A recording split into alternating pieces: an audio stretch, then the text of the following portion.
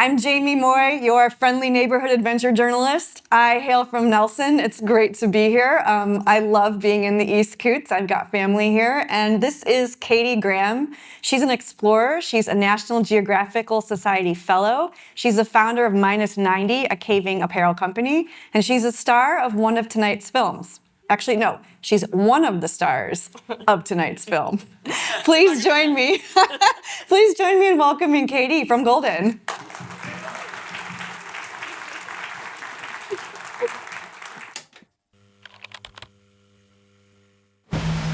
When you're exploring downwards, there's this part of you that is always thinking, oh, I have to go back up. I have to make it back to camp. If something goes wrong, it's going to be really hard to get back up to the surface.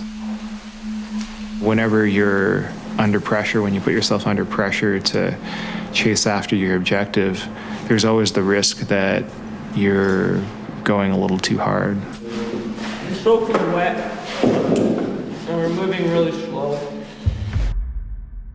Katie, thanks again for being here. I definitely want to talk to you about what's next. I know you're not finished with that cave, but I think if we could start with just get us to how you got to the point where we were introduced to you in the film. So how did caving come into your life in the first place? I guess so. I started hanging out with some friends, and they were caving, and so they would talk about all these. They would talk about all these passages that they found, and the 3 steps of misery, and then you get to the 3 steps of bliss. Wait, is that the name of a passage? That's the name of a passage. Like in the movie, then they've got like Vomit Comet and the Glorp and stuff. So if you find the passage, you get to name it, and you know it's kind of like whatever was happening that day. It's probably something like how it gets named. So just like their excitement made me want to go, and then it was doubly like that every caving trip is preceded by a hiking trip, and that's preceded by a 4x4ing trip, and you're camping on Crown land, and it's sometimes you're building a road, and there's like all the things to get to remote places. That's just, yeah, the adventure. And did you grow up doing, outdoorsy kind of stuff? Definitely like climbing around mines around Pano and like hiking a bit, skiing. Ice skating, clearly. Ice skating. But it's definitely, I guess I worked too much. It was actually when I got a full-time job and actually had weekends was when I really started to play a lot more outside. Got it. And then I know in the film it told us that cave, Bisaro Anima, was discovered in 2012. So how long had you been caving when you started going to that cave? So I think I started caving in 2008. And we were always focused on Heavy Breather, which is also near Fernie. So we were focused on that time at making the connection between a cave called Pack-a-Dream and Heavy Breather. And if we connected those 2 caves, that made the deepest cave in Canada. So we did that in 2010. So in the timeline, so we connect the cave and you're like, woo, woo, and then we found Bisaro Anima 2012, and like just kind of the focus shifted. Okay. How do you just find a cave? Yeah. Okay, so it kind of, like Google Earth changed things a lot. So then you could sit at home and look on Google Earth, and if there's a mountain with no water coming off of it, you go, where's the water going? And that was a lot. So you're looking for features that would capture water, and you're looking for missing rivers.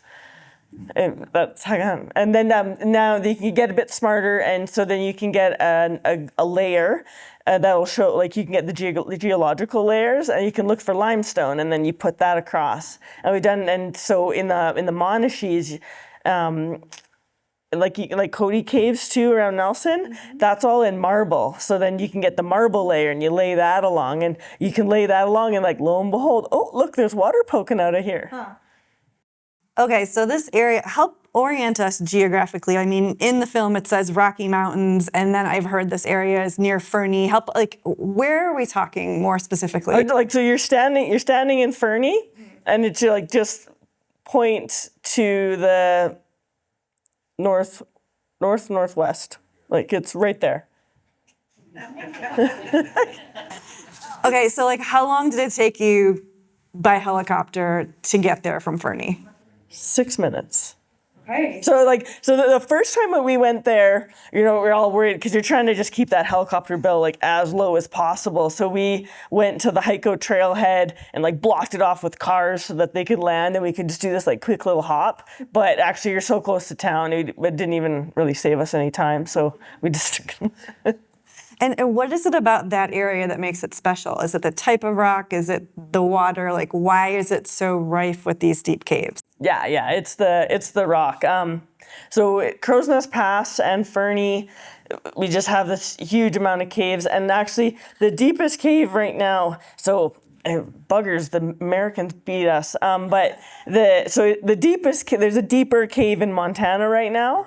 That's like as the crow flies, very close. But anyways, that's all limestones, and so our real jackpot layer is Mississippian limestone.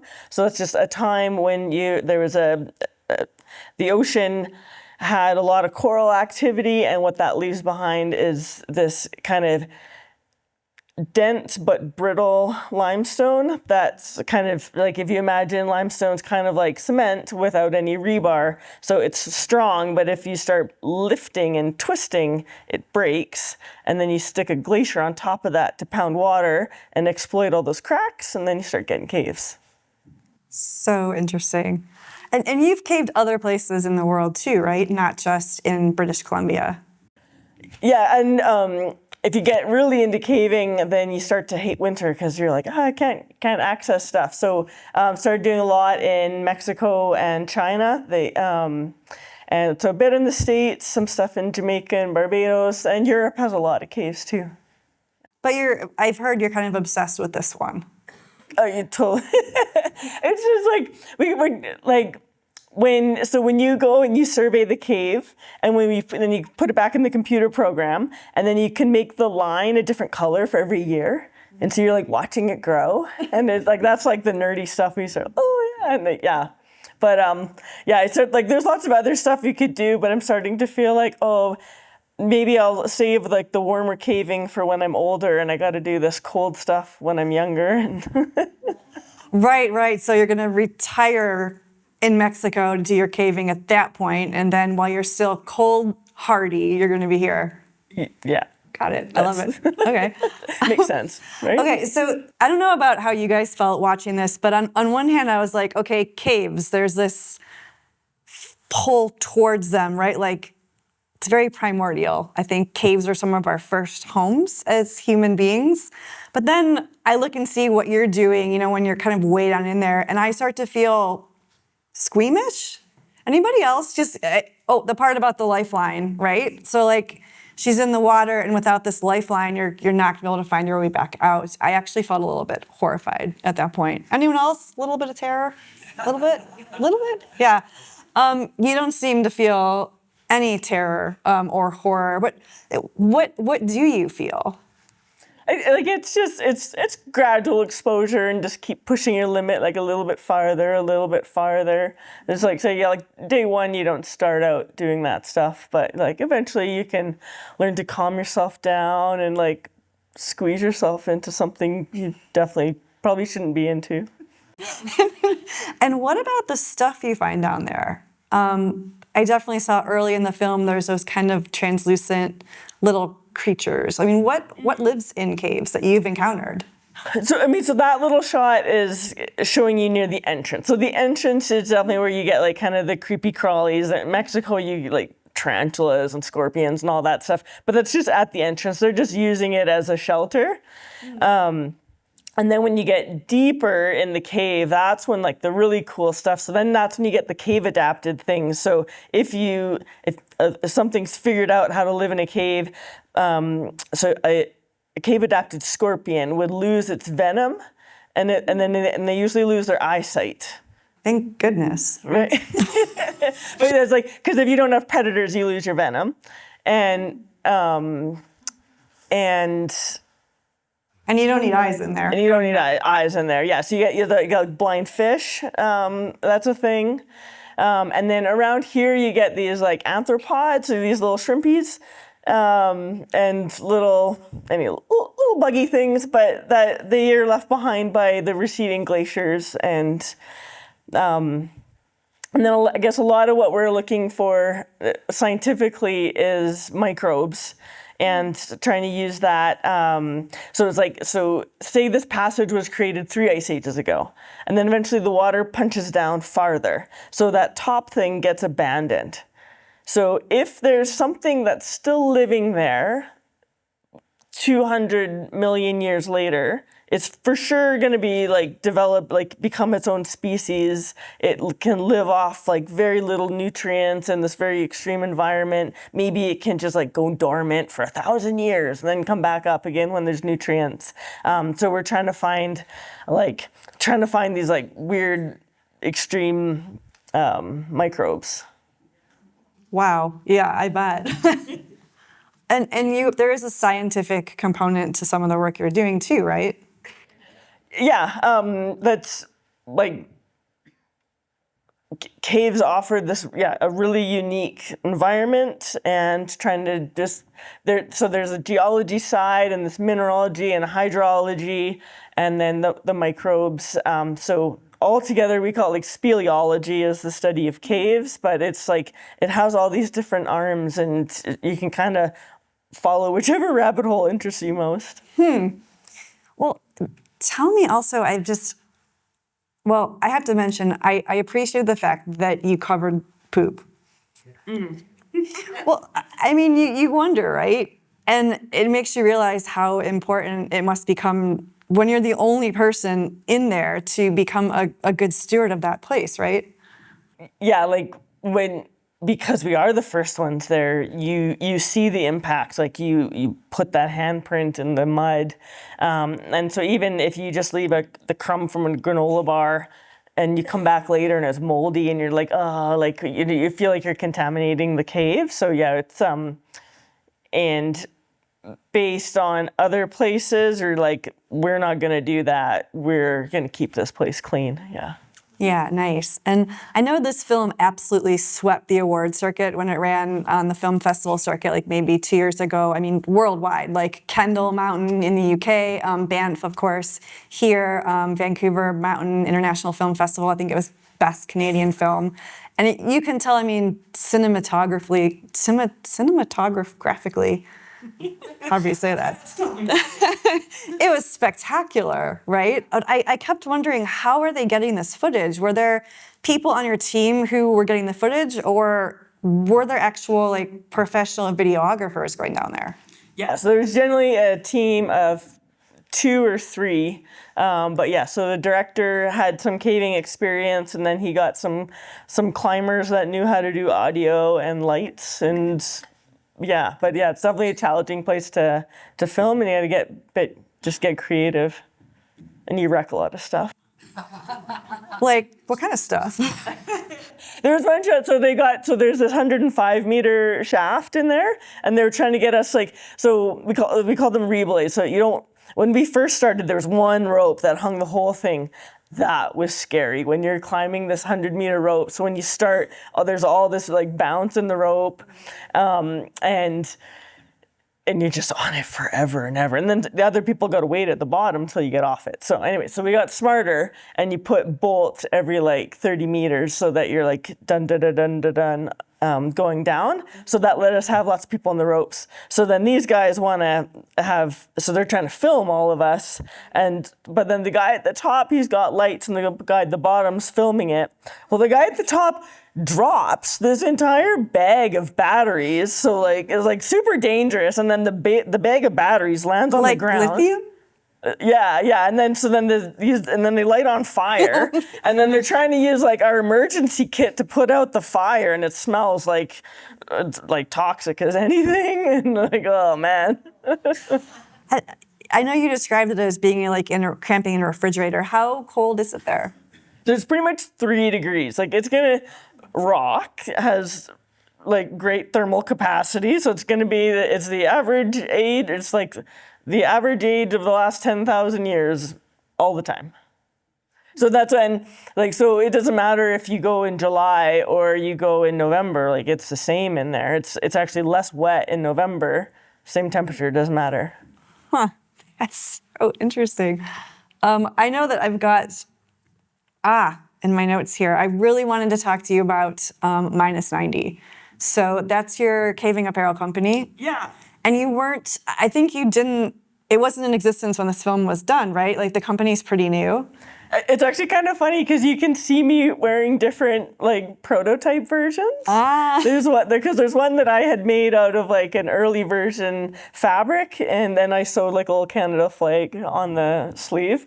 But yeah, so that came about afterwards. But from a place of we wanted higher quality and higher performance. So just like totally made for movement coveralls that don't inhibit you and perform, so more moisture wicking and better water repelling. And that's Minus 90 based in Golden. And it's, tell me what kind of gap that was trying to fill specifically, like more sustainable, longer lasting. Yeah, it's a bit like the performance, like just a better coverall. So like your mechanic coveralls, mechanic coveralls, when you reach up, they're hard to move in, I would guess, yeah, right? Like your sleeves fall down, you bend over, you get a wedgie, you can't fully extend. So better patterned, but then also just the competitors keep cheaping out with the fabric. And so you get to a point where these things don't even last for like 6 months. And so there's like, you spend $200 and it's garbage like pretty quick. So it's like, we can do better. Yeah, nice. And that's what we're trying to become known for in the Kootenays, right? Like doing it better with outdoor rec tech. So yeah. Awesome. And your business is a member of Core Outdoors, so it's a perfect fit. All right, now for what I've really been waiting for. I know you were back to the cave this past September. You guys were working on a project to go even deeper. Tell me about what you were doing in September. So 2025, last September, we were there. We had, from the inside of the cave, we had climbed 100 meters vertically up, and we knew that we were getting very close to the surface. So we went with 4 different radio technologies to try to find the entrance. So we sent 3 people in with the 4 different types of radios, and then we're sending out on the surface, waiting for them. So you guys are trying to find like a different entry point. Yes, yeah. So we've got our map. We know that we've gone up. We know we're about here somewhere, but there's degrees of error, so we just don't know exactly where. So then they go in. We had kind of more prototypey technologies, but they were able to just like turn on your normal GMRS radio and talk, and we could hear them. Wow. So then we said, okay, so turn on your avalanche beacon. So they put on the avalanche beacon, and then we just like run around, and we were able to we were within 10 meters, and so we're like, okay, here. And so it's a spot, it's a spot that takes water, but why would I dig on that if I don't have a good reason to? So just like just moving rocks, crowbar, and we were able to dig down to them. So then, yeah, like with your bare hands and a couple crowbars, you guys were just... yeah. It's like so simple. It's crazy, yeah. And so this then shaves off the amount of time it takes to access the sump. Yeah. So that gave us a big shortcut. So it probably saves us at least 3 hours of getting to the bottom, and because you pretty much drop straight into our first camp when you're there. And so that was all to set us up well for 2026. So I've been training with a different scuba diving technology. So now you're wearing a chemical on your back that scrubs out your carbon dioxide. And then you've got a little bit, and then you top up your oxygen. So you can breathe your same air again and again and again. What? This is kind of like Dune. Yeah. You can reuse your own water. Yeah. So the problem with like the scuba tanks is like you bring it all in there, and then you breathe it in, and then you're like, okay, we're done. Mm-hmm. So now with this rebreather, I think I can do like 4 or 5 dives off one set of equipment and try to actually, like, for all the effort it takes to get it there, it's like, okay, we're gonna push it a bit farther. So is this rebreather technique something that takes a while to get used to, certified in? It's been a process for you, right? It's been a couple of years in the making. Yeah. So there's the whole like becoming a certified cave diver is like just being really technically efficient. You're trying to be perfectly still in the water, perfectly trim. And then you get this new this new unit, and then you muck that all up again. So it feels like you're starting over again. But you've effectively got a gas mixer. So so we'll say diluent, but so we got different kind of gas on my sides, and then that little bit of oxygen. So I can gas mix on the go. And you're just like reading your watch what the oxygen cells are saying. So that lets me go deeper, and it lets you knock off that decompression time is decreased. But I can also screw that up. So, and then it's getting good enough getting familiar enough with it, because things are gonna break, things are gonna not work. You need to know how to problem solve it and be able to mechanic. And I mean, right, because you're down there. It's not like you can just go back up to the top and fix something. I'll just get a new one. Yeah, and I mean the mechanicking is probably going to involve super glue because don't have a lot of choices. But yeah. So, is there a chance with this when you go back now that you could get completely through the water to the other side? So this all started because we were trying to find where we call it Bisaro but beautiful. It usually gets called Bisaro Cave, but on Heiko's Trail, we were trying to find that water. And but now as we've followed the cave through, that's not where this cave is going. This cave is going the opposite direction. But so we know, so the water goes out in the valley towards the Bull River. And so we've got 180 meters of vertical depth still to go and 3 kilometers of distance to go. Okay. And there's no reason to think that it would be all underwater. I'm hoping just it's going to be this P-trap, and hopefully it's easy to get out on the other side, and then we'll just be in a canyon walking easily down. Amazing. This is so interesting. Thank you so much. I think I can speak for all of us when I say we can't wait to see what you do next. Thanks, Katie.